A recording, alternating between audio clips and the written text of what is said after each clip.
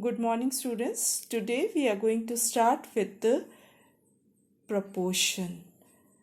We had already discussed ratio in the previous lecture and done the problems also based on ratio in detail. Now, today we will be discussing what is proportion and then go on for other types of proportion and then do the problems based on proportion. Now, what is proportion? When two ratios are said to be equal, then we say that they are in proportion. That is, if A is to B is to C is to D, or A upon B is equals to C upon D, implies AD is equals to BC. So, for any ratios, two ratios to be in proportion, we can write in any of the forms. Now, what is continued proportion?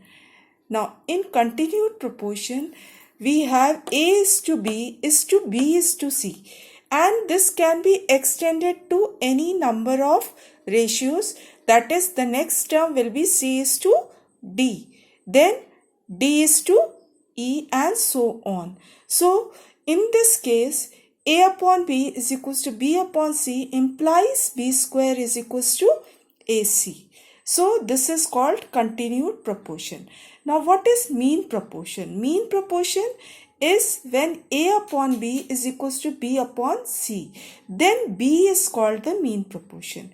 And what is third proportion? If A is to B is to B is to C, then C is called third proportion.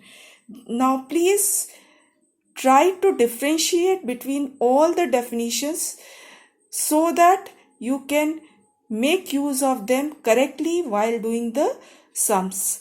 And what is fourth proportion? If A is to B is to C is to D, then D is called the fourth proportion. So this is how you can deal with different type of proportions, that is continued proportion, mean proportion, third proportion, fourth proportion. And making use of this knowledge, we will try to solve the questions based on this in exercise 8.2.